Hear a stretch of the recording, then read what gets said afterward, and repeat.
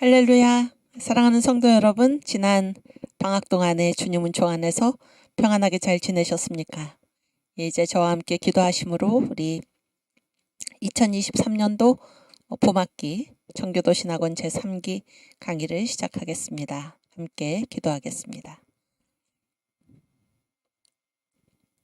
하나님 아버지 감사합니다. 저희들 지난 방학 동안에도 주님 따뜻한 품에 안아주셨다가 오늘 이렇게 건강한 모습으로 우리 주님 앞에 모여서 다시 공부할 수 있도록 인도하여 주신 것 감사합니다. 주님께서 이 자유 대한민국을 세우셨고 또 저희들을 이 대한민국의 지금 이 시대에 태어나서 살게 하셨음을 우리가 고백합니다. 우리가 이 시대를 살아가면서 역사의 주인 되신 우리 주님을 늘 기억하게 하시고 우리 주님 앞에 우리가 서 있다는 사실을 늘 저희들 깨달아 주님 앞에서 책임을 가지고 사명을 감당하며 사는 저희들이 될 수 있도록 주께서 인도하여 주시옵소서. 허물어져 가는 이 자유 대한민국 체제를 살리기 위하여 정광 목사님 이 시대의 선지자로 나서셨고 또 그를 따라서 많은 애국 성도들이 함께 일어나 이 자유 대한민국 체제를 지키기 위하여 우리 주님께 호소하며 주님의 명령 따라 달려가고 있사오니 주여 저희들에게 성령의 충만한 은혜를 부으셔서 이 모든 일을 행할 때에 우리 주님이 주시는 성령의 능력으로 행할 수 있도록 저희들을 붙들어 주시옵소서. 2023 학년도 봄학기에 청교도 신학원 위에 주께서 은혜를 더하여 주셔서 이곳에서 공부하는 모든 주의 자녀들이 이 공부를 통하여 우리 주님의 십자가 군병으로 우뚝 세워지게 하여 주시고 또 이들을 통하여 우리 주님께서 저희들에게 열어주신 복음을 세계 만방 끝까지 전파하는 귀한 주님의 증언자들이 다 될 수 있도록 주께서 인도하여 주시옵소서. 강의를 시작하는 시간이 오니 마치는 시간까지 우리 주님께서 함께 하심을 믿사옵고 감사하며 예수님의 이름으로 기도하옵나이다.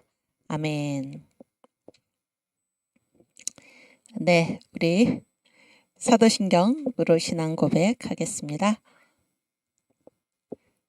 전능하사 천지를 만드신 하나님 아버지를 내가 믿사오며 그 외아들 우리 주 예수 그리스도를 믿사오니 이는 성령으로 잉태하사 동정녀 마리아에게 나시고 본디오 빌라도에게 고난을 받으사 십자가에 못 박혀 죽으시고 장사한 지 4일 만에 죽은 자 가운데서 다시 살아나시며 하늘에 오르사 전능하신 하나님 우편에 앉아 계시다가 저리로서 산 자와 죽은 자를 심판하러 오시리라.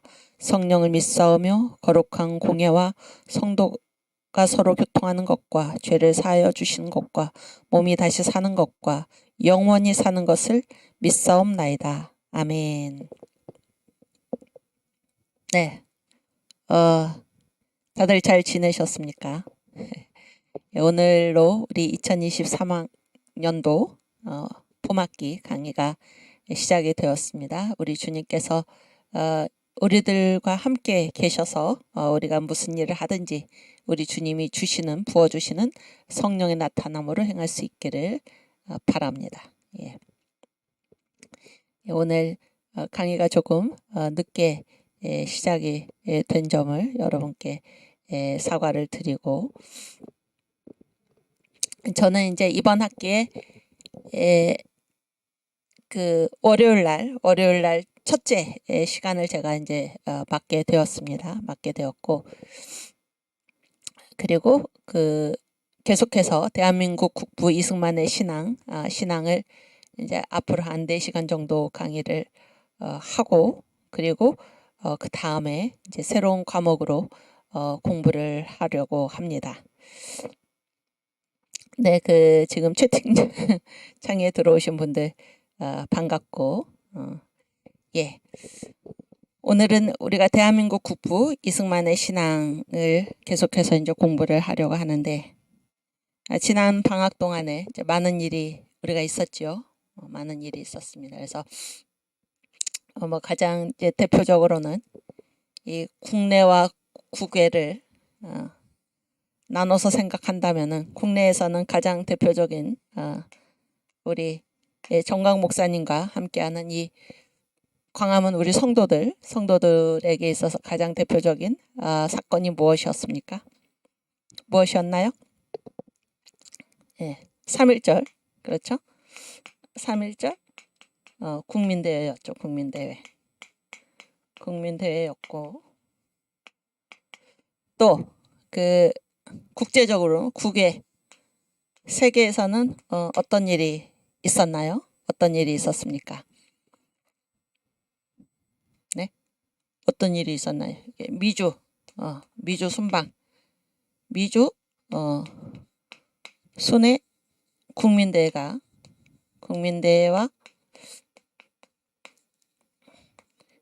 또 성령의 나타남 집회가 있었죠. 성령의 나타남 집회.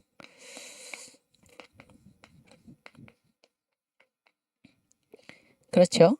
그래서 이제 이 조직 있잖아요. 조직이 다른데, 다르다기보다 이제 중심되는 조직이 이쪽에서는 뭘까요? 이쪽에서는 우리가 해외 교민들, 해외 교민청, 교민청의 각 지역을 이제 조직을 통해서 이 일들을 우리가 함께 이루어 나가는 것이고, 국내에서는 무슨 조직인가요?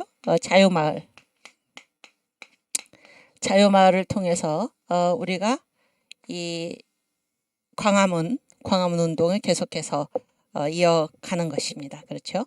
그래서 저도 이 미주 집회에 저는 이제 그때가 2021년이죠. 2021년 10월 말부터 해가지고 그때 이제 제 남편과 함께 정광훈 목사님을 이렇게 수행해서 미국에 그때 갔었기 때문에 이번에는 이제 가지 않는다고 알고 있고 그렇게 하고 있었는데, 한 중간 정도에 LA에서부터 이제 제가 참석을 하게 되었습니다. 그래서 개인적으로는 이 역사의 거대한 흐름에 저도 함께 그 현장에 있었다, 이런 게 참으로 이제 감사했고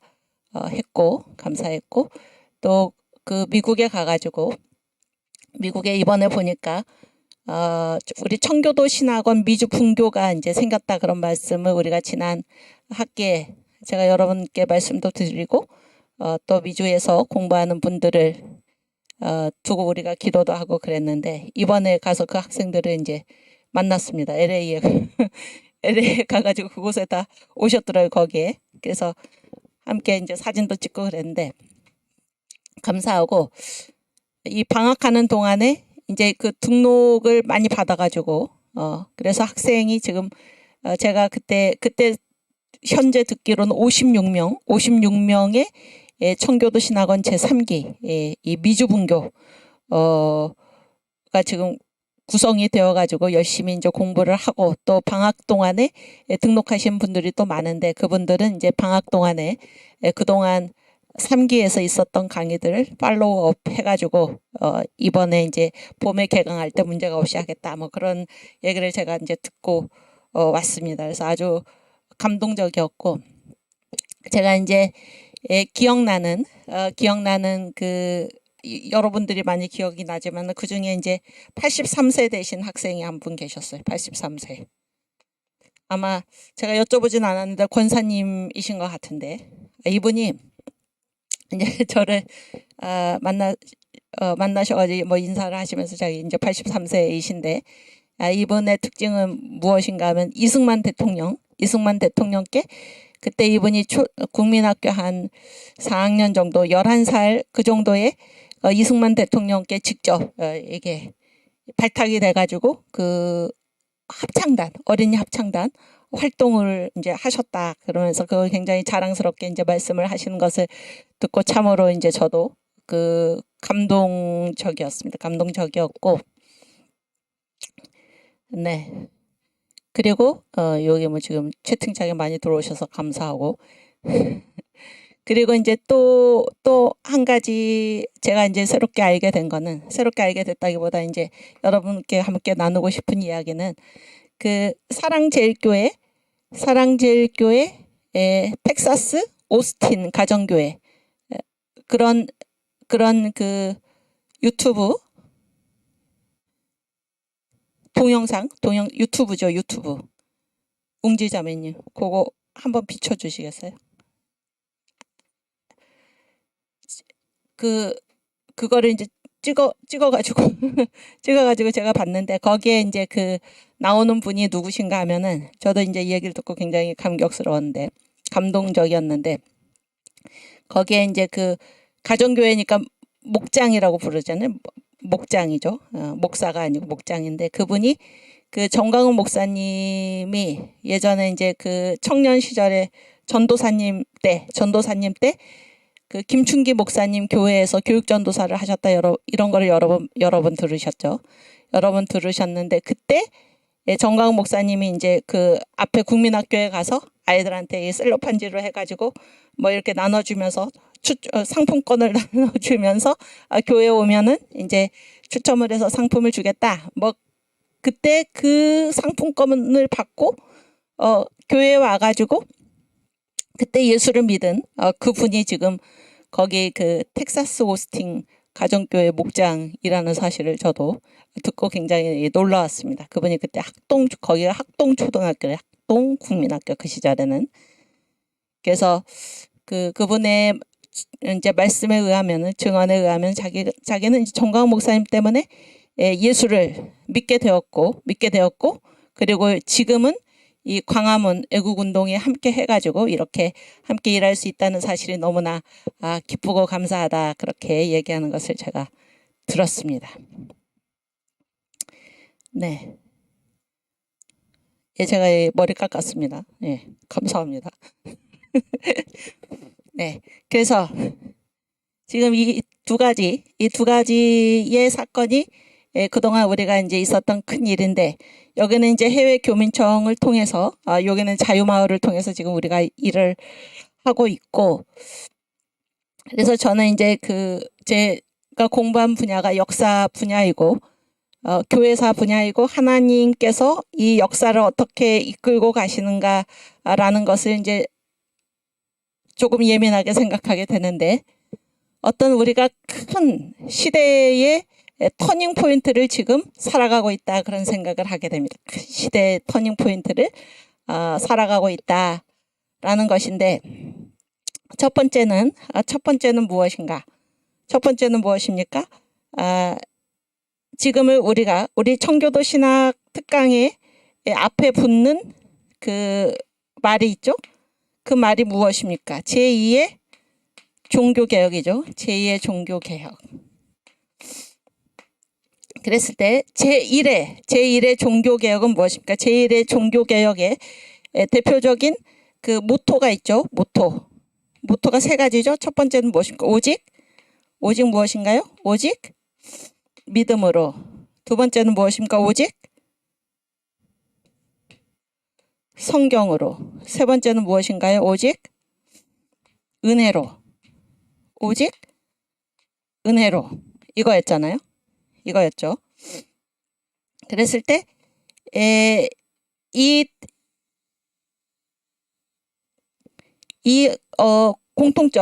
공통점이라고 말을 하면은, 이게 이제 어디에 초점이 맞춰져 있습니까? 믿음, 성경, 은혜. 그래서 다 어디에 초점이 맞춰져 있나요? 구원에 초점이 맞춰져 있습니다. 구원. 그래서 어떻게 구원을 얻는 것인가? 오직 믿음으로, 오직 은혜로, 오직 성경으로, 이렇게 되는 거잖아요. 이렇게 되는데, 지금은 제2의 종교개혁이다라고 했을 때, 여기에서 제가 보기에 지금 큰 시대적 흐름이 어디로 가고 있는가라고 했을 때, 바로 성령 세례로, 성령의 나타남으로 가고 있습니다. 성령 세례, 성령의 나타남.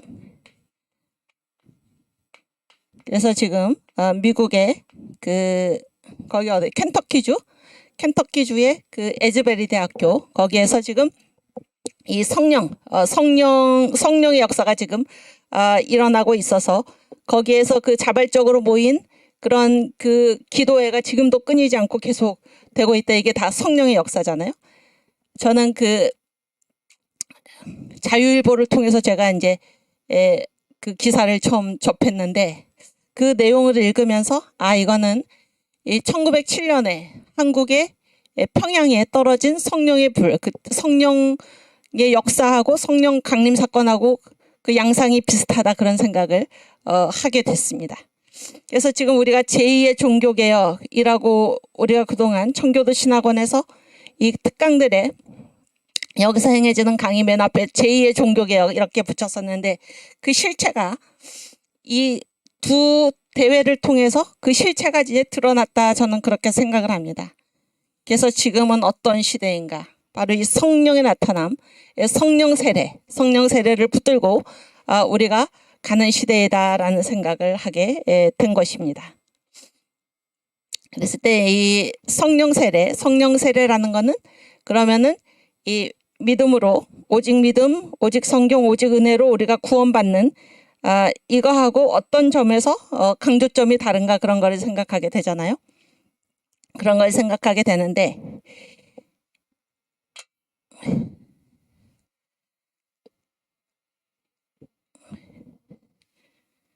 네, 제가 지금 보니까 우리가 찬송을 일단 부르고 하면 좋을 것 같았는데 찬송을 안 불러서 찬송을 일단 부르고 가겠습니다. 이 시간이 역사 시간이고, 우리 역사의 최종 목적지가 어디인가요? 최종 목적지가? 네, 여러분, 이 역사의 최종 목적지가 어디입니까? 새 예루살렘이잖아요. 새 예루살렘. 그래서 우리 새 예루살렘 찬송가를 하나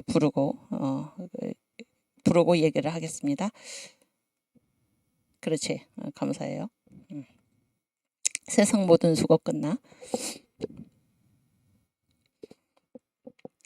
세상 모든 수고 끝나 우리 장막 벗고서 모든 근심 걱정 사라진 뒤에 주를 뵙고 성도 함께 면류관을 쓰리라.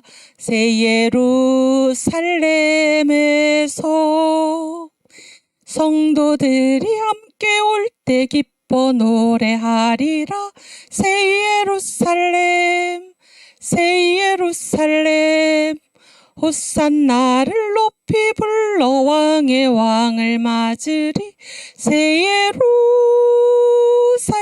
예루살렘에서 가는 길이 외로워도 주 날 붙드시리니 시험 환난 근심 걱정 없으며 주를 믿고 따라가면 주의 뜻을 알리라. 새 예루살렘에서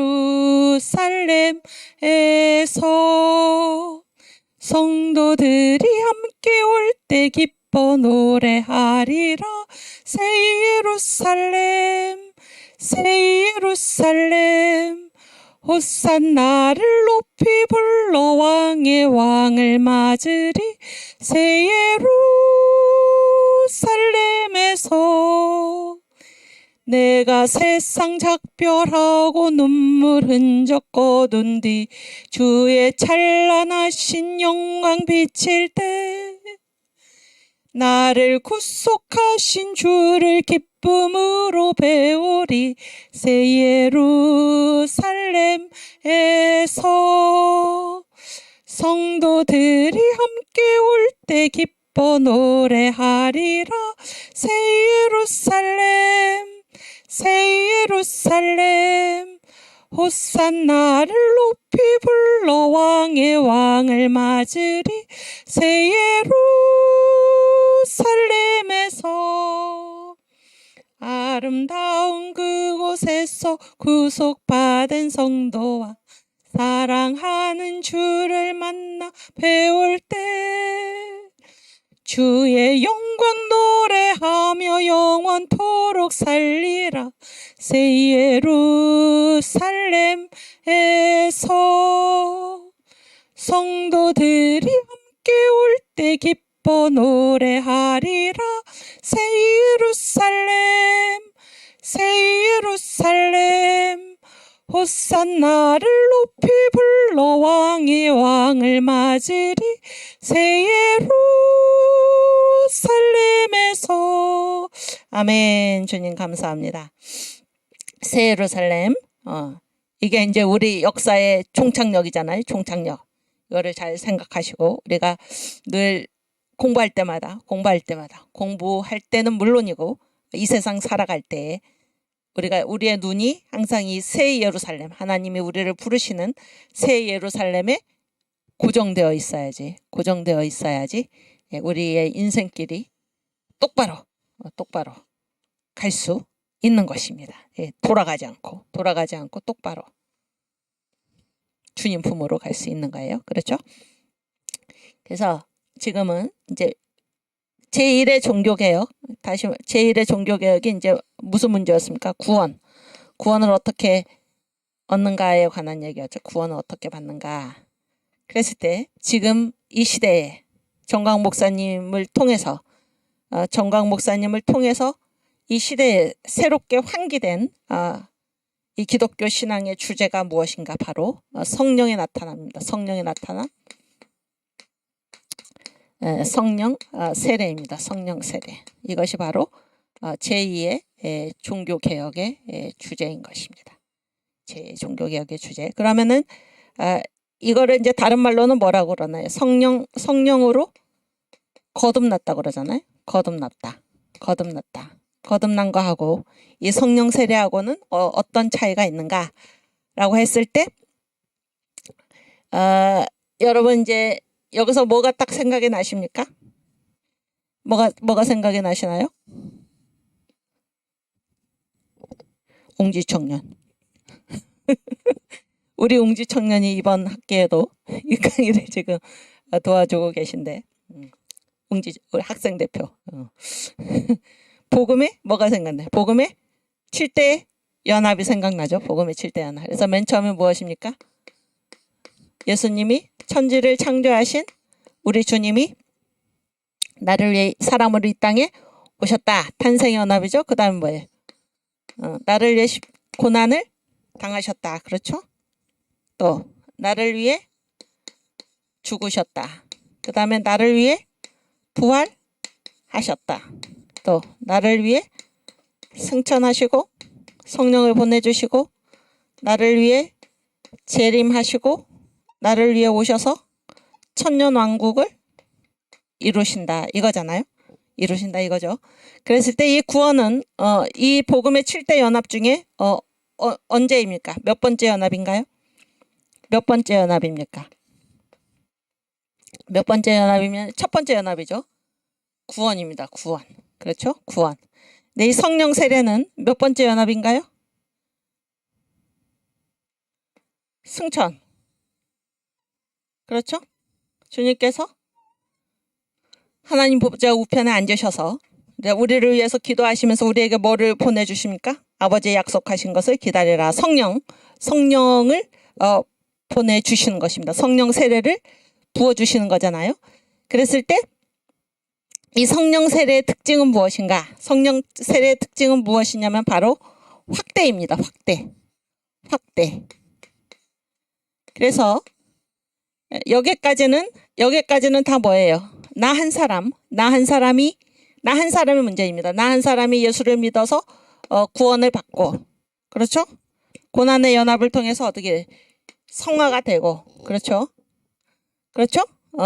죽음의 연합, 고난과 죽음의 연합을 통해서 어떻게 합니까? 나도 예수와 함께 죽어서 새로운 예수와 함께 이제 새 생명으로 다시 살아나는 것입니다. 그래서 여기까지는 다 무엇인가 하면은 이 개인의 문제입니다. 개인의 문제. 그런데 주님께서 승천하셔서 우리에게 성령 세례를 보내주셨을 때 그 성령 세례에 관한 그 예수님의 마지막 말씀이 무엇입니까? 그 유언 있죠, 유언. 예수님의 유언. 예수께서 이 땅에 계실 때 마지막으로 하신 말씀이 무엇인가? 바로 사도행전 1장 8절의 말씀입니다. 우리 한번 읽어볼까요?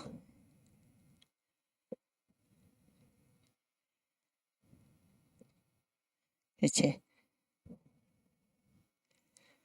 오직 성령이 너희에게 임하시면 너희가 권능을 받고 예루살렘과 온 유대와 사마리아와 땅끝까지 이르러 내 증인이 되리라 하시니라. 그래서 여기는 무엇입니까? 성령 세례를 받고 성령 세례를 받고 우리가 권능을 받으면은 하는 일이 무엇입니까? 땅끝까지 이르러 뭐가 되는 거예요? 주님의 증인이 되는 거예요. 증인. 그러면 증인이라는 건 뭐예요? 여기까지는 나 혼자 예수 믿는 거잖아요. 나 혼자 예수 믿는데 이제 내가 믿는 예수를 어떻게 하는 것입니까? 가서 확대, 전파해서 확대하는 것입니다. 확대. 그래서 나 혼자 믿는 게 아니라 많은 영혼들을 주님께로 이끌어들이는 그런 것이 바로 성령 세례입니다. 성령 세례를 받는 목적이 있다 그런 얘기죠.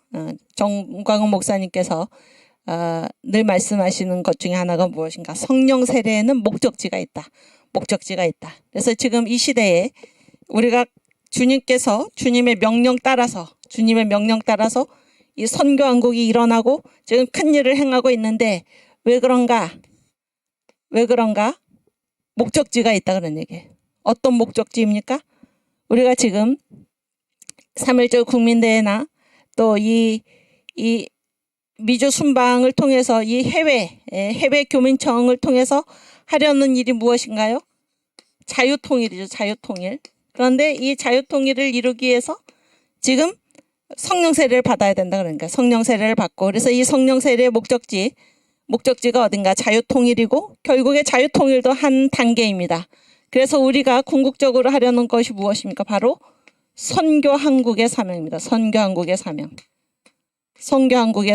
그래서 이 한국에 임한 이 복음 그리고 지금 세계에서 지금 성령의 나타남을 강조하지 않는 이 성령의 나타남을 잊어버리고 있는 또 잃어버리고 있는 이러한 시대에서 주님께서 이 한국에 다시 성령 세례를 부어주셔서 이 성령 세례를 받은 우리들을 통하여 자유통일을 이루고 예수한국 복음 통일을 이루고 그래서 결국 어떻게 하려는 것입니까? 우리가 선교 한국으로 세워져 가지고 세계 만방에 주님의 복음을 전해서 우리 주님 오실 길을 예비하는 그 길로 나아가는 것.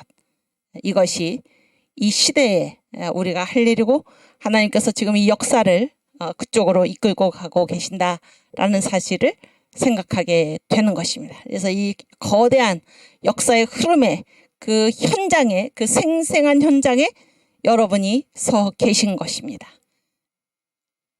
다 이 시대를 지금 살아가고 있지만은 이런 주님의 부르심에 눈뜨니가 없습니다. 눈뜨니가 없어요. 그런데 여기 청교도 신학원 지금 이 강의에 와 계신 여러분들 정광 목사님과 함께 광화문에서 눈이 오나 비가 오나 그러니까 어떤 분이 그러더라고요. 바람이 부나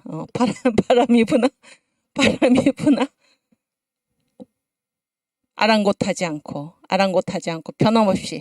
변함없이 나와서 이 나라를 지키는 우리들은 어떤 사람들인가? 주님께서 이끌어 가시는 이 거대한 역사적인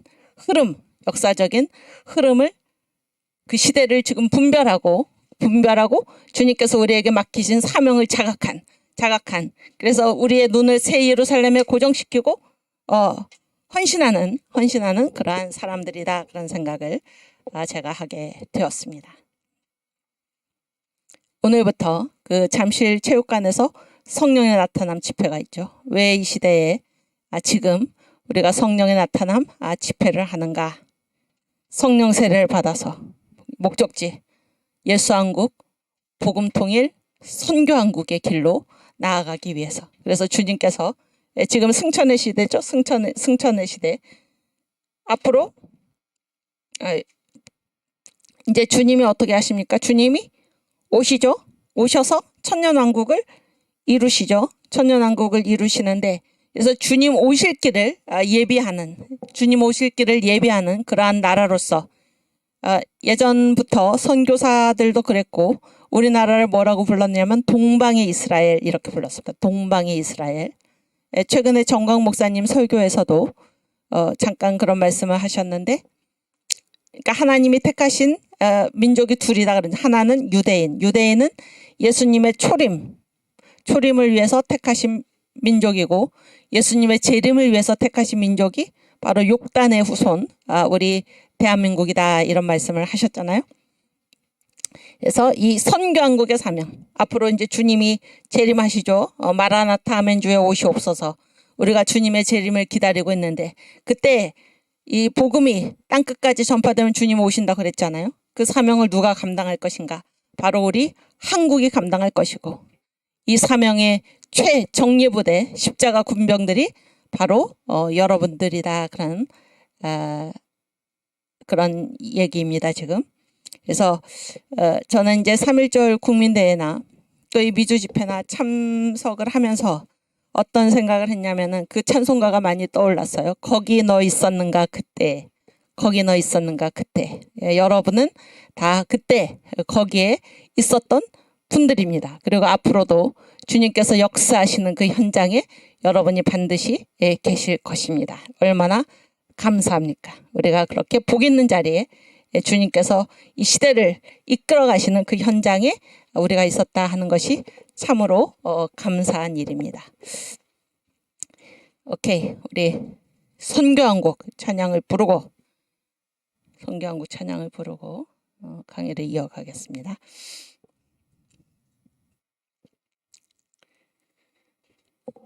영원한 주님의 십자가 사랑 우리를 재촉하시네.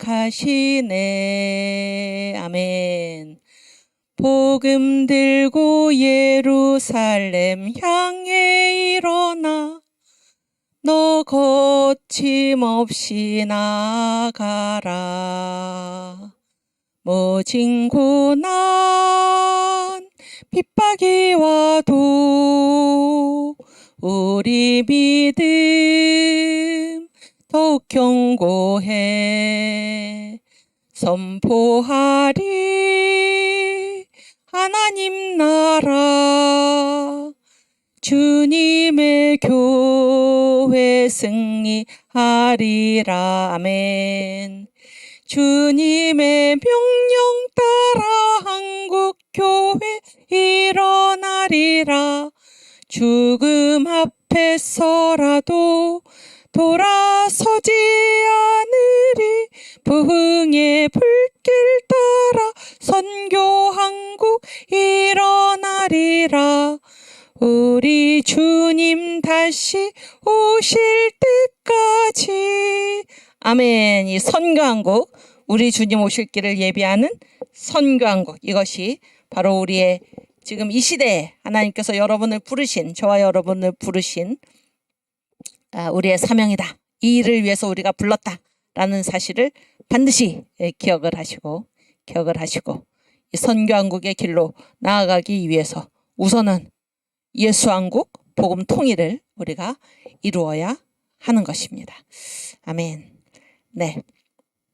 그래서 오늘 파워포인트를 보여주시면, 오늘은 제가 여러분과 함께 그 2페이지부터 보겠습니다. 아니요, 그 앞에. 그래서 우리가 이제 이 역사를 살아가면서 내가 지금 어디에 있나를 알아야 됩니다. 어디에 있나를 알아야 되는데, 이 역사에서 가장 이제 중심은 무엇입니까? 역사를 다스리시는 분이 누군지를 알아야 하는 것입니다. 역사를 다스리시는 분이 누구인가요? 바로 하나님이시죠. 하나님이 역사의 주인이십니다. 그래서 지금 하나님이 역사를 경영하고 계시기 때문에, 그러면 우리는 이 역사에서 살아가면서 누구의 눈치를 보고 살아야 될까요? 누구의 눈치를 보고 살아야 됩니까? 그렇지. 예수님. 역사의 주인 되신 예수님. 하나님의 눈치를 보고 하나님의 눈치를 보고 살아야 돼. 그래서 누가 가장 지혜로운 사람일까요? 그렇지. 하나님의 눈치를 보고 사는 사람이 가장 지혜로운 사람입니다. 성경에서는 뭐라고 지혜의 근본이 뭐라고 그랬습니까? 지식의 근본이 뭐라고 그랬어요? 여호와를 경외하는 것. 왜 여호와를 경외하는 것이 지혜의 근본이요, 지식의 근본일까요? 왜 그렇습니까? 역사를 누가 다스리십니까? 하나님이. 이것만큼 이 하나님을 두려워하고 하나님을 높이 존귀하게 여기는 이것만큼 지혜로운 사람이 없는 것입니다. 그렇죠? 그래서 이 역사의 주인은 하나님이시다. 다시. 그래서 이제 하나님이 이 역사를 이제 쭉 이끌고 계시죠. 이끌고 계세요. 이끌고 계실 때 지금 하나님께서 어떻게 이 역사를 이끌고 계시는가. 그리고 우리가 이제 자유 대한민국에 살고 있는데 우리의 현 주소는 어디인가. 우리를 왜 이 시대에 이 땅에 태어나게 하셨는가라는 것을 우리가 알고 살아야 된다. 그런 얘기. 모르고 사는 것은 마치 어둠 속에서 살아가는 것과 마찬가지입니다. 그래서 알고 살아야 되는데. 지금은 무슨 나라냐? 아담의 나라죠. 아담의 나라. 아담의 나라 전에 천사의 나라가 있었죠. 그 다음에 아담의 나라가 있고, 아담의 나라는 이제 언제 끝납니까? 메시아 나라가 임하면 끝나잖아요. 그래서 지금 우리가 살고 있는 이곳은 아담의 나라이고, 그리고 예수님 오시기 전, 주 전과 예수님 오신 이후, 주후 중에서 지금 주후를 살고 있고, 구약과 신약 시대에서는 신약을 살고 있고, 그렇죠?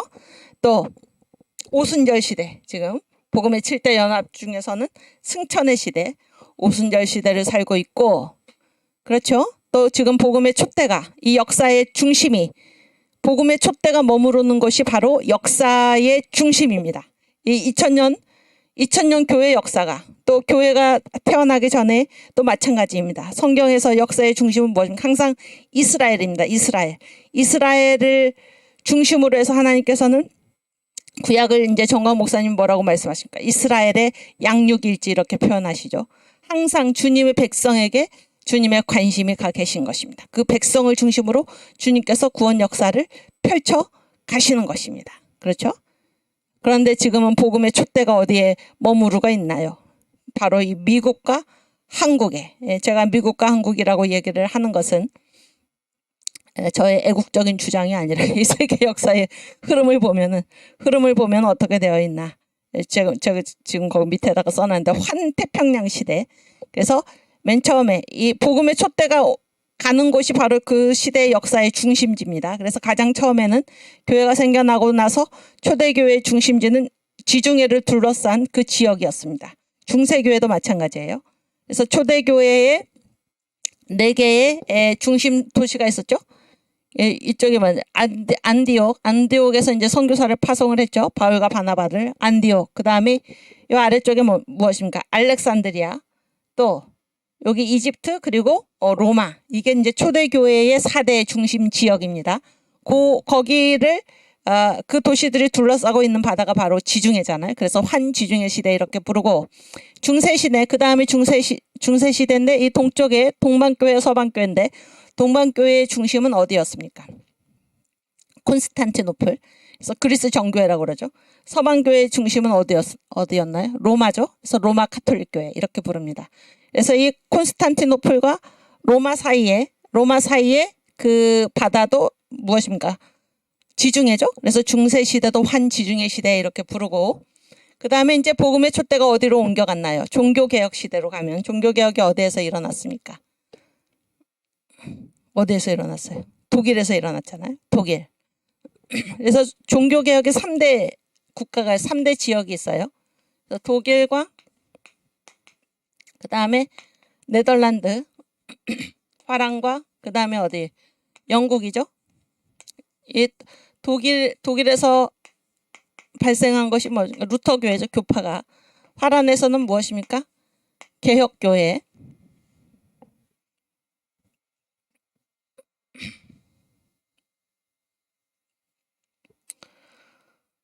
이게 루터교고,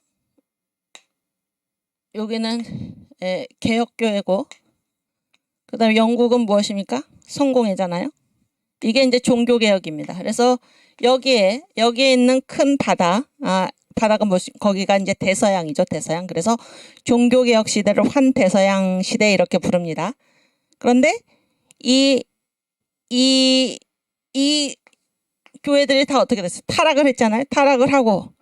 그래서 이 영국에서 누가 신앙의 자유를 찾아서 미국으로 갔나요? 바로 누가 갔습니까? 청교도들이 갔죠. 청교도들이 가서 미국이라는 나라를 세우고, 그렇죠? 그래서 이제 복음의 촛대가 미국으로 옮겨갔고, 이 미국이 복음을 전해준 나라가 지금 어딘가 하면은 한국입니다. 한국.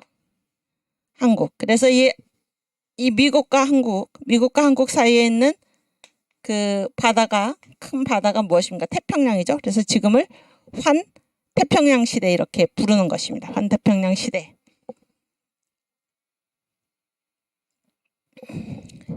오케이. 환태평양 시대. 그런데 지금 그 정광 목사님이, 저는 이제 그 내용이 너무나 궁금한데, 그때 입신에서 이제 보신 그 하나님께서 앞으로 이 세상을 어떻게 이끌고 가실 것인가, 그 중에 이제 일부를 말씀하셨는데 다 이제 언제 말씀해 주실지 지금 기다리고 있는데, 그 일부가 무엇입니까? 바로 우리 대한민국의 사명이죠. 대한민국의 사명. 그래서 세계의 모든 나라가 다 뭘로 되어 있다는 거예요. 다 짐승으로 되어 있는데, 유독 우리 대한민국, 남한이죠. 대한민국만이 무엇으로 되어 있습니까? 빛으로 되어 있어서, 이 빛이 먼저 북한으로 올라가서, 북한의 이 김정은 짐승을 무너뜨리고, 그 다음에 어디로 가서 중공으로 가서 중공 붉은 용을 무너뜨리고, 이 빛이 그래서 인도와 이슬람 그 모든 짐승들을 무너뜨리고 어디까지 뻗어갔다는 것입니까? 예루살렘까지 주님이 오시는 거죠. 이것이 바로 우리 대한민국의 사명이다, 이렇게 입신하셔가지고 이것을 분명히 보고 오신 것입니다. 그리고 나머지는 또 말씀해 주시겠다 그랬는데, 그때 이제 미국도 이제 짐승으로 나타났죠. 미국이 어떤 짐승으로 나타났습니까? 병든 양으로. 그래서 지금 미국과 한국 사이에, 미국과 한국이 지금 여기에 복음의 촛대가 머무르고, 이게 지금 현대 교회의 시대를 우리가 환태평양 시대라고 부르는데, 그 중에서도 지금 어디에 복음의 촛대가 머물고 있는 것입니까? 이 한국에. 그래서 어두운 밤 시대리니 이런 찬송도 있는데, 어두운 밤이 이제 오는 것입니다. 어두운 밤이 오기 전에 우리가 빛이 아직 있을 때 빛의 사명을 감당해야 하는 것입니다. 그것이 바로 우리 대한민국의 사명이다, 그런 얘기예요. 여기 파워포인트. 그래서 지금이, 그러니까 제가 지금 여러분께 드리는 말씀은, 내가 지금 역사의 어떤 시점을 살고 있는지를 알아야 된다, 그런 얘기예요. 그 인식이 분명해야지 나의 사명을 안다, 그런 얘기입니다. 그런데 나라는 존재는 어떤 사람이든지 다 어딘가에, 어떤 시간 안에, 어떤 공간 안에 반드시 머물게 되어 있잖아요. 그래서 하나님이 왜 나를 대한민국에 태어나게 하셨나? 그렇죠? 또 특별히 왜 이 시대, 이 지금 대한민국 체제가 무너져가는 이 심각한 시대에 나를 살게 하셨나? 나를 또 예수 믿는 사람으로서 살게 하셨나? 그런 거를 우리가 생각을 하지 않을 수가 없습니다. 아시겠죠? 그래서 지금 환태평양 시대이고, 우리를 이제 하나님이 빛의 나라 얼마나 감사합니까? 제2의 이스라엘, 동방의 이스라엘, 이거는 이제 우리 표현이 아니고 선교사들이 우리에게 붙여준 얘기입니다. 그래서 찬송가 가사에도 동방의 이스라엘 이렇게 찬송가를 지었던 것입니다. 그래서 우리가 왜 제2의 이스라엘 선민으로서 택함을 받았나? 우리 주님 오실 길을 예비하라, 그런 얘기를 해서, 우리의 사명이 무엇인가? 이방인의 때가 마치기 전에, 이방인의 때가 끝나면은 누가 오시나요? 주님이 오시잖아요. 주님이. 그래서 이 이방인의 때가 마치기 전에 마지막 이방인의 회개가 대대적으로 일어날 터인데, 그때에 우리에게 이 이방인의 회개를 위해서, 주님 오시기 전에 이방인의 대대적인 회개를 위해서 우리 한국을 주님께서 들어 쓰신다, 그런 얘기예요. 아시겠죠? 그게 바로 선교한국의 사명인데, 우리가 선교한국 찬양을 불렀듯이. 그런데 그 일을 이루기 위해서는 일단 이 국내에 어떤 세력, 이 주사파, 북한을 추종하는 공산주의, 김씨 3대 세습왕조, 이 우상,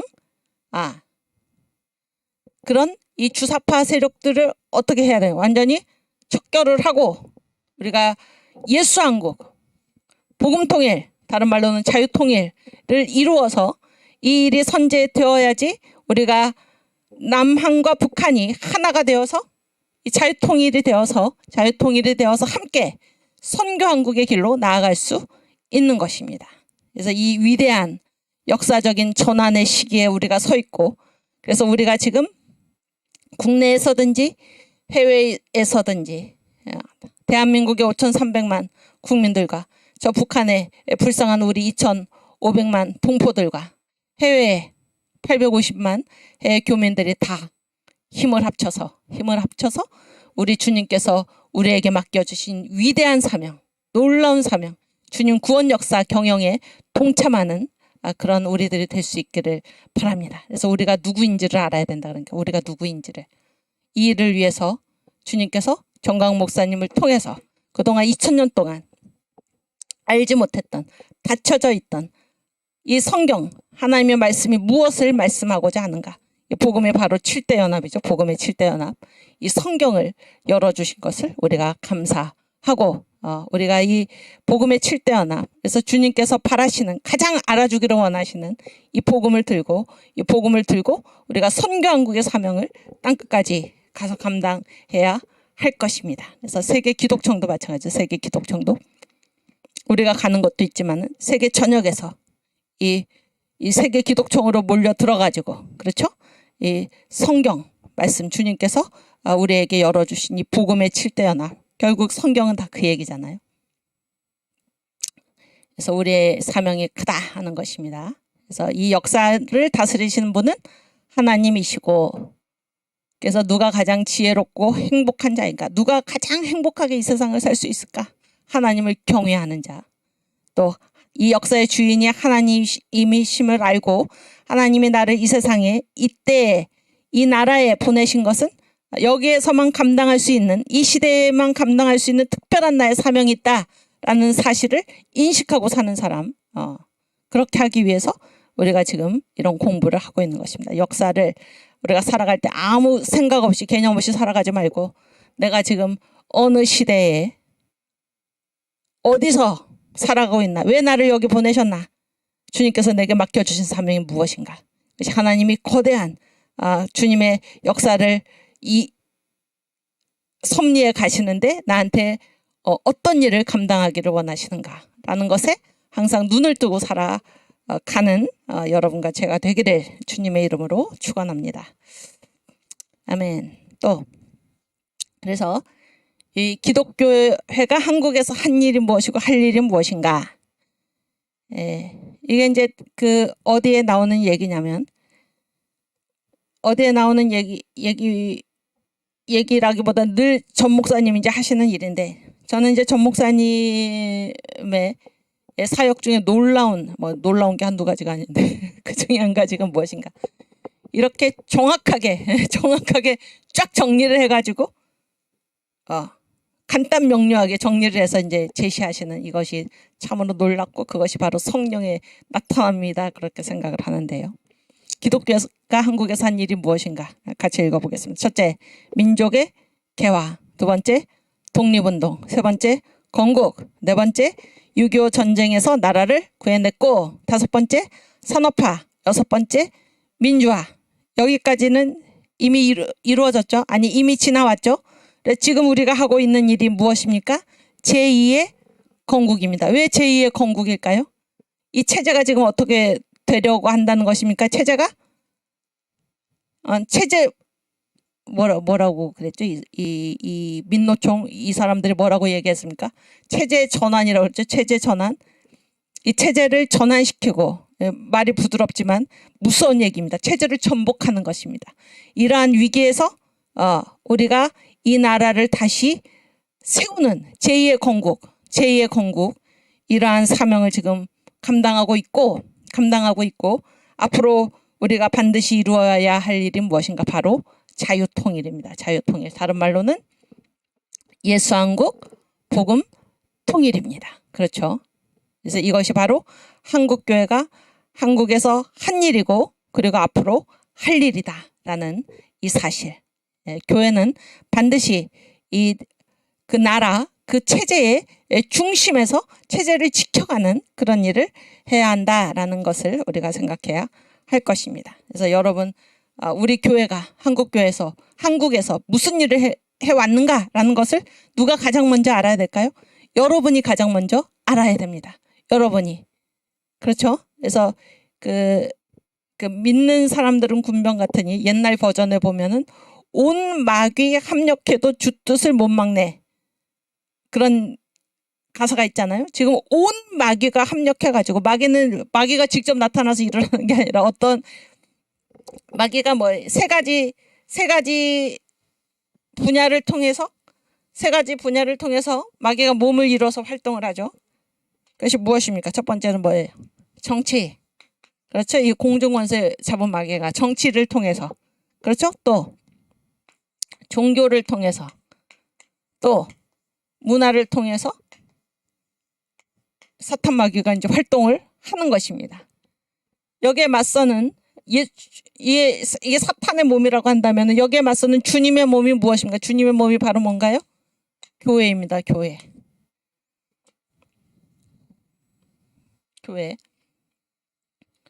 그리고 우리 대한민국은 이승만 대통령이 우리 대한민국을 어떤 체제로 세웠습니까? 어디에 어떤 신앙에 바탕한 체제로 세웠는가? 바로 복음, 성경, 그렇죠? 기독교. 이 복음 위에 이 나라를 세웠기 때문에 우리나라의 이 체제는 사탄의 몸이 아니고 우리나라는 빛의 나라입니다. 빛의 나라. 그렇지 않습니까? 또 미국도 마찬가지죠. 미국이라는 나라가 왜 생겨났나? 미국이라는 나라는 아메리카 합중국, 그래서 거기 중자는 무리 중자인데 여러 종족들이 모였다 그런 얘기인데 원래는 아메리카 뭐라고 불러야 마땅합니까? 합종국입니다. 합종국. 그래서 이 종자인데 이거는 뭐 종교인데 이게 종교가 무슨 뭐 기독교, 불교, 힌두교 이런 얘기가 아니에요. 그런 얘기가 아니고 여러 교파 얘기입니다. 여러 교파. 그래서 이 유럽에서 당시에는 이제 무슨 시대냐면 정교일치 시대예요. 정교일치여서 그게 무슨 말인가? 어떤 나라든지 어떤 지역이든지 여기에 교회는 몇 개만 있을 수 있냐면 단 하나의 교회만 있을 수가 있어요. 그러니까 영국 같으면은 어떤 교회만 인정을 받습니까? 어떤 교회만? 성공회. 그러면 영국에서는 성공회가 아닌 다른 신앙, 예를 들어서 뭐 개혁 청교도라든지 그런 얘기예요. 청교도라든지 또는 무슨 카톨릭이라든지 또 뭐 이런 것들은 여기서 인정을 받을 수가 있나요? 없나요? 없잖아요. 그러면 여기서 그 유일한 국교로 인정된 그 종교는 성공회이기 때문에 나머지 그 교파의 신앙을 가진 사람들은 존재할 수가 없어요. 그래서 이 사람들이 신앙의 자유를 찾아서 온 것이 다 어느 땅입니까? 다 그게 바로 미국이라는 나라예요. 미국이라는 나라. 아시겠죠? 그러면 이거는 영국의 경우에 그렇고 프랑스 같은 경우는 거기에는 국교가 뭐냐면 로마 카톨릭 교회에서 로마 카톨릭. 그러면 프랑스의 장로교를 우리가 위그노라고 그러는데 이러한 장로교도들은 이 프랑스에서 국교를 인정받지 못했기 때문에 살아남을 수가 없는 것입니다. 그래서 다 어디로 오는 것입니까? 미국으로. 그래서 이 미국이 아메리카 합중국이 아니라 원래 생겨나기는 아메리카 합종국. 그래서 신앙의 자유 때문에 생겨난 나라입니다. 그래서 미국과 같은 경우도 그 정치 체제가 뭐예요? 완전히 청교도 복음 위에 세워진 그런 나라입니다. 그런 나라인데 대부분의 정치 체제, 그리고 이 정치 체제가 이제 병들수가 있죠. 병들수가. 그래서 사탄이 활동을 하는 그 영역 3대 영역이 바로 정치, 종교, 문화이다 그러니 정치, 종교, 문화. 그랬을 때 지금 우리가 제2의 건국을 얘기하는 것은 이러한 복음의 정신 위에 세워진 우리 자유대한민국 체제를 지금 누가 무너뜨리려는 것입니까? 이 사탄의 세력인, 하나님 부인하는 사탄의 세력인 이 북한을 추종하는 종북 주사파, 종북이 북한을 추종한다 그런 얘기잖아요. 이 주사파의 세력들이 이 체제, 이 성경 위에 세워진 이 체제를, 기독교 입국론의 정신으로 세워진 이 체제를 체제 전환, 체제 전복을 하려고 하기 때문에 지금 우리의 사명이 무엇일까? 그래서 우리가 이거를 제2의 건국이라고 얘기를 하는 것입니다. 이런 중대한 역사적인 사명이 저와 여러분에게 있다라는 얘기입니다. 아시겠죠? 그래서 반드시 지금 대한민국 체제로 우리가 제2의 건국을 이루어서 남한의 주사파들을 다 몰아내고 저 북한에 있는 주사파의 왕초 김정은 정권을 무너뜨리고 북한의 불쌍한 우리 동포 2,500만 동포들을 우리가 반드시 구출해내어서 그들에게도 복음을 전하고, 그래서 남북한 이 전체가 대한민국이 되어서, 그런 얘기죠. 대한민국이 되어서 우리가 주님께서 우리나라를 세우셨을 때 우리에게 맡겨주신 사명, 주님 오실 길을 예비하라, 동방의 이스라엘 선교왕국으로서의 사명을 우리가 잘 감당할 수 있기를 주님의 이름으로 축원합니다. 오케이. 그래서 기독교회가 한국에서 어떤 일을 해왔고 앞으로 어떤 일을 해야 하는가, 여러분이 꼭 이거를 기억하시고 만나는 사람마다 전하시고 이 사명을 공유하시기를 바랍니다. 그리고 이 모든 것의 능력은 우리의 힘으로서가 아니라 오늘부터 또 잠실체육관에서 열리는 성령의 나타남, 성령 세례를 받고 우리가 권능을 받아서 성령의 능력으로 이런 모든 일을 할 수 있기를 주님의 이름으로 축원합니다. 아멘. 그 다음, 그래서 이승만의 공로가 무엇일까? 이게 애국의 한 길이다 그랬는데요. 이 정광 목사님, 여기 이승만의 분노 있잖아요. 여기에 이제 서문에 보면은 이 얘기가 나옵니다. 이 얘기가 나오는데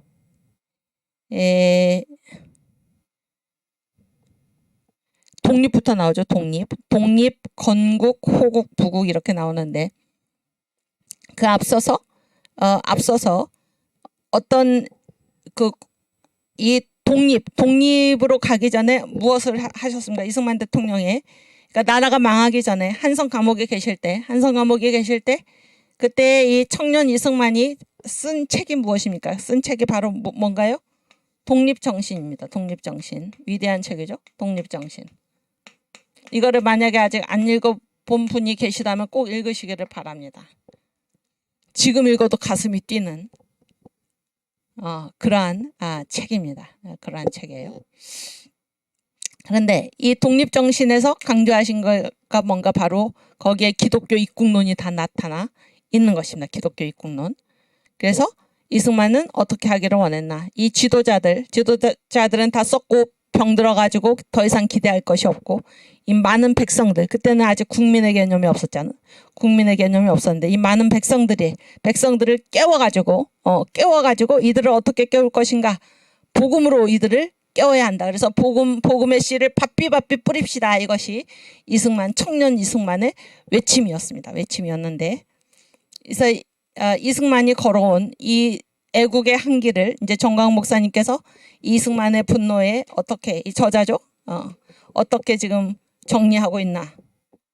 독립, 그 다음에 건국, 그 다음에 호국, 그리고 부국, 이렇게 정리를 하고 계신 것입니다. 그리고 이 기독교 입국론은 이제 우리나라 아직 조선 왕조가 나라 망하기 전에 그때 이승만 대통령이 하신 일이 무엇인가? 바로 기독교 입국론, 독립정신에서 그 얘기를 이제 제가 거기다 써놨고, 그런데 이거를 제가 이제 자세히 이렇게 들여다보고 묵상을 하다 보니까 이 이승만의 분노 책의 구조가 있죠? 책이 전체 몇 장으로 되어 있는지 아십니까, 여러분? 응? 분노가 몇 가지? 이승만의 분노를 쭉 분노 순으로 전개가 되어 있는데 분노가 몇 가지입니까? 5대 분노죠. 5대 분노. 5대 분노가 다 시간순이잖아요.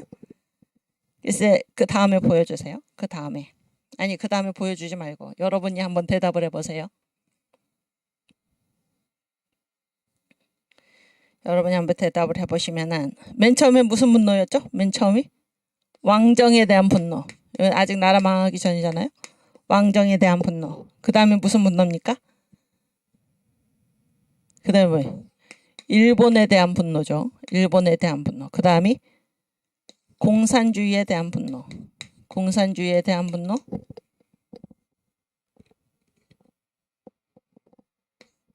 그 다음이 미국에 대한 분노. 그 다음에 무엇입니까? 가난에 대한 분노죠. 이렇게 5대 분노로 이 책이 되어 있어요. 시대순이죠. 시대순입니다. 그런데 이제 지금 이승만 대통령, 국부 이승만의 애국의 한길이 뭐라고 그랬습니까? 제가 여기 뭐라고 그랬나요? 여기 기독교 입국론, 국민교육이죠? 그 다음에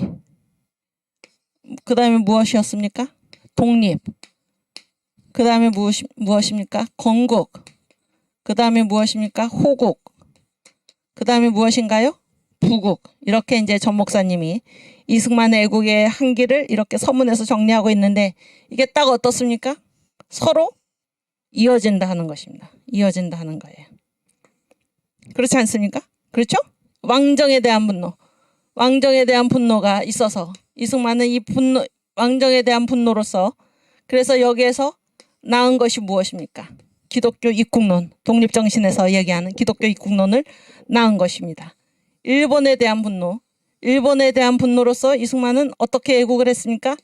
독립을 이뤄낸 것입니다. 그 중심에 누가 있었습니까? 이승만이 있었습니다. 이건 누구도 부인할 수가 없습니다. 저는 이제 우리가 이 이승만의 분노를 읽으면서 처음 하는 내용들이, 사실 솔직히 우리가 얘기하면 처음 하는 내용들 아닙니까?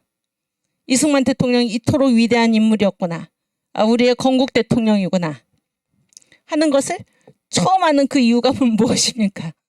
우리 역사에서 지금의 문제가 아니에요. 지금의 문제가 아니고 저도 이렇게 국민학교 다니고 중학교 고등학교 다니면서 다 우리나라 역사를 배우잖아요. 배웠을 때 이승만 대통령에 대해서 이런 얘기를 제가 들어본 적이 없습니다. 물론 나라를 세운 대통령, 그런데 우리의 건국을 얘기하지 않고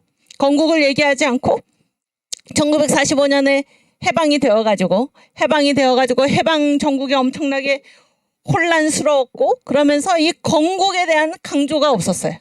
누가 건국을 했나에 대한 교육이 없었습니다. 제가 우리 웅지청년하고 엄청난 차이가 나는데 지금 없는 게 아니고, 제가 학교 다닐 때, 제가 국민학교를 언제 다녔나, 박 대통령, 제가 79년에 6학년이었거든요. 응? 그리고 제가 중학교 다닐 때 이제 전두환 대통령께서 대통령이시던 시절이고, 그렇죠? 중고등학교 다닐 때, 그리고 제가 대학 다닐 때, 제가 이제 86학번인데, 그때도 이제 전두환 대통령이셨고, 그 다음에 87년에 이제 노태우 대통령, 이렇게 시간을 거쳐왔는데, 지금 문제가 아니고 이승만에 대해서는 제가 국민학교 다닐 때도 얘기가 없었다, 그런 얘기가 없었다. 그러면 이것이 무엇인가? 역사에서 이 건국 대통령 얘기를 하지 않는 것입니다. 그래서 이 정광훈 목사님이 쓰신 이 이승만의 분노가, 이게 왜 국민 교과서가 되어야 되는가? 국민 필독서가 되어야 되는가? 여러분, 이 나라, 왜 이 사람들이, 이 주사파 이런 세력들, 또 전교조와 같은 세력들, 왜 이런 독가스를 뿌리고 다니는 것입니까? 이 나라를 지금 허물어뜨리는 거죠. 허물어뜨리는 것. 근데 왜 절대 다수의 국민들이 거기에 속아 넘어갑니까? 왜 주한미군 철수를 주장하는 그 후보를 다 속아가지고 찍습니까? 물어봤더니 나는 주한미군 철수하면 안 된다라고 대답한 그런 사람들이 주한미군 철수를 주장하는 그 후보를 찍었다 그러는 얘기예요. 그 후보를 찍은 사람들 중에 93.9%가 그 후보가 그런 주한미군 철수를 주장하는 자인 줄 모르고 찍었다는 것입니다. 왜 이렇게 속는 것입니까? 왜 이렇게 속는 건가요?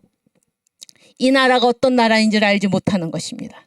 이승만 대통령을 알지 못하고, 어떠한 설계도 위에 이승만 대통령이 이 나라를 세웠는가를 알지 못하는 것입니다. 그래서 이 정광훈 목사님이 쓴 이 이승만의 분노, 위대한 책이죠. 왜 위대한 책입니까?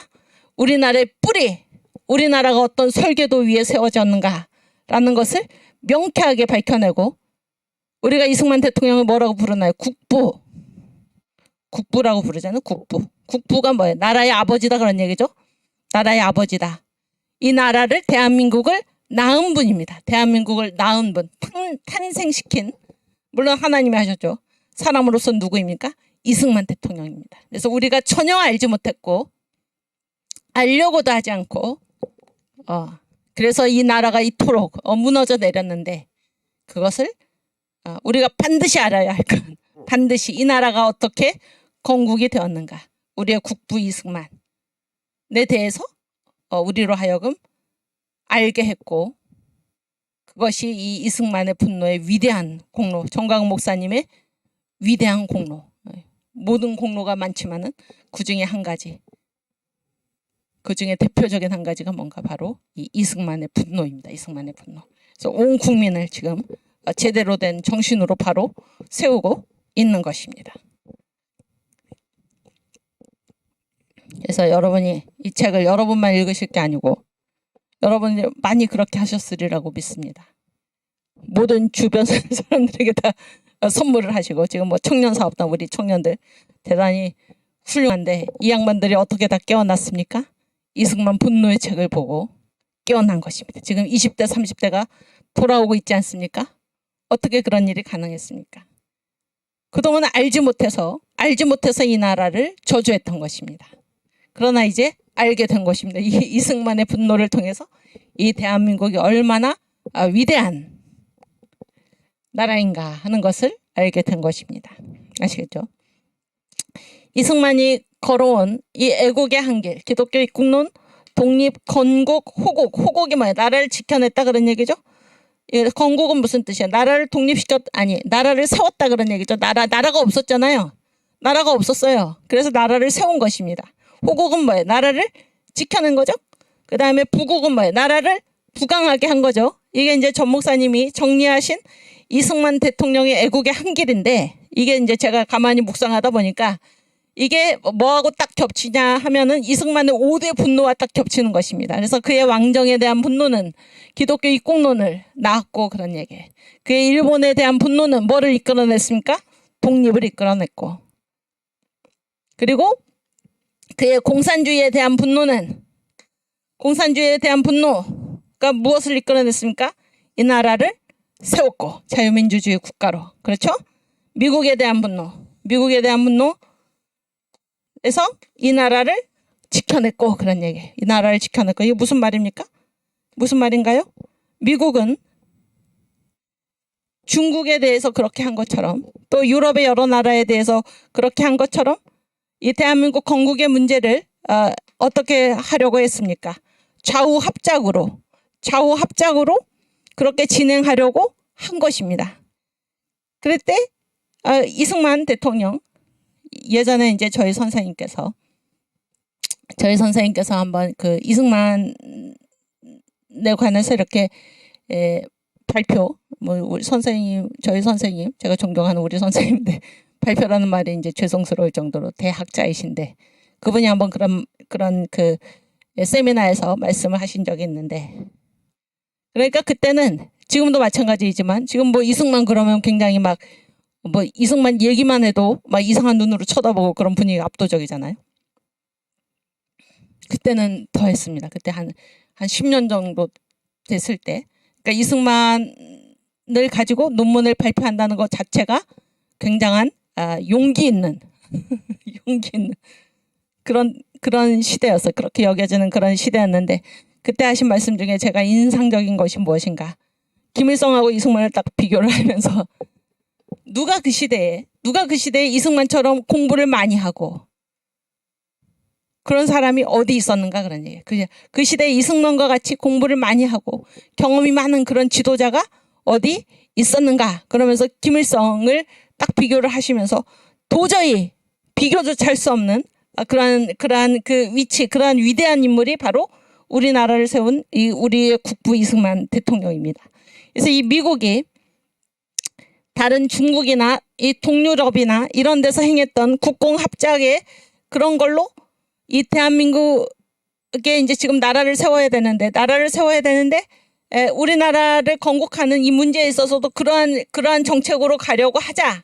그것을 반대하고 미국에 대한 분노로서 이것을 반대하고 했던 분이 누구입니까? 바로 이승만 대통령이다 그런 얘기예요. 그가 그렇게 할 수 있었던 것은 그의 엄청난 이 독립 기독교 입국론에서부터 시작해가지고 오직 이 나라의 독립을 이끌고 이 나라를 세우고자 했던, 그리고 이 나라를 공산주의로부터 지켜내고자 했던 그의 모든 이 생애 이 모든 과정에서 그가 얻은 지식 그리고 그가 얻은 경험들 때문에 그때 당시에 이 미국에 지금 이제 이 미국이 그때 그런 정책을 취했다라는 거예요. 거기에 대해서 단호히 반대하고 이 나라를 자유민주주의 체제로 세우고 공산주의로부터 휴전협정도 끝까지 반대한 이유가 무엇입니까? 저 북한을 저대로 내버려 두어서는 안 되고 이것이 하나님께서 우리에게 주신 절호의 기회이다. 그동안 38선이 우리의 뜻으로 그어진 것이 아닌데 38선을 김일성이가 먼저 소련이 먼저 이 38선을 자기들이 무너뜨렸으니까 이번 기회에 우리가 이 38선을 뚫고 북한까지 올라가가지고 원래 이 한국 전체가 뭐예요? 한반도 전체가 우리 땅이잖아요. 이 잃어버린 나라 영토를 회복해야 된다. 이것이 이승만 대통령의 북진 통일이잖아요. 그래서 휴전협정에 끝까지 반대를 했죠. 그렇지 않습니까? 이 모든 것이 이때 이승만 대통령이 걸어온 삶의 길, 그의 모든 지식이나 공부나 이 세계에서 쌓아올린 그의 경험이 아니고서는 그런 것을 생각해낼 수가 없었다 하는 얘기예요. 그래서 미국의 그러한 정책을 알아차리고 이거는 안 돼, 이거는 이대로 되다가는 우리나라 자유대한민국은 건설될 수 없고 이 북한으로 공산국가가 여기 세워질 거다라는 것을 알아차린 사람이 유일하게 바로 이승만 대통령이다 그런 얘기예요. 무슨 얘기인지 아시겠죠? 호국.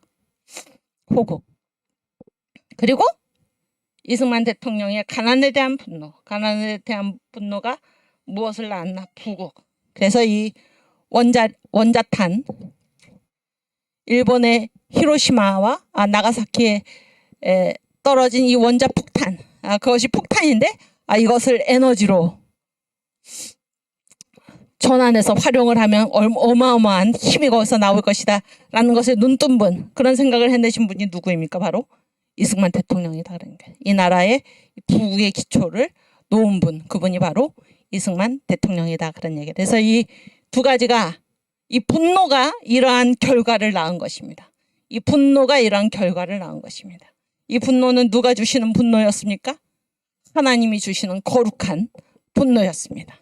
왕정과 일본과 공산주의와 이때의 미국과 또 가난, 이것이 하나님의 뜻에 반대되는 그러한 것이었기 때문에 이승만 대통령은 예수를 만나고 성령 세례를 체험한 인사이드 아웃에 성령의 은사를 받은 성령 세례를 체험한 그런 이승만의 눈에 이 모든 것, 하나님의 뜻을 거스르는 이 모든 것에 대한 분노가 일어났고 그 분노는 분노로서 그친 게 아니고 이러한 결과를 낳았다라는 것을 우리가 생각하게 되는 것입니다. 시간이 열변을 토하다 보니까 시간이 다 됐네요. 그렇죠? 다음 시간에 또 하기로 하고 오늘 주기도문 하고 마치겠습니다. 하늘에 계신 우리 아버지, 이름이 거룩히 여김을 받으시오며 나라에 임하옵시며 뜻이 하늘에서 이룬 것 같이 땅에서도 이루어지이다. 오늘날 우리에게 일용할 양식을 주옵시고 우리가 우리에게 죄 지은 자를 사하여 준 것 같이 우리 죄를 사하여 주옵시고 우리를 시험에 들게 하지 마옵시고 다만 악에서 구하옵소서. 대개 나라와 권세와 영광이 아버지께 영원히 있사옵나이다. 아멘. 네, 감사합니다. 이번 학기에는 우리 이 교회사 시간이 이제 월요일 1교시입니다. 그리고 이어지는 2교시부터는 손원배 목사님께서 강의하실 것입니다. 네, 여러분 우리 다음 시간에 다시 반갑게 뵙겠습니다. 감사합니다.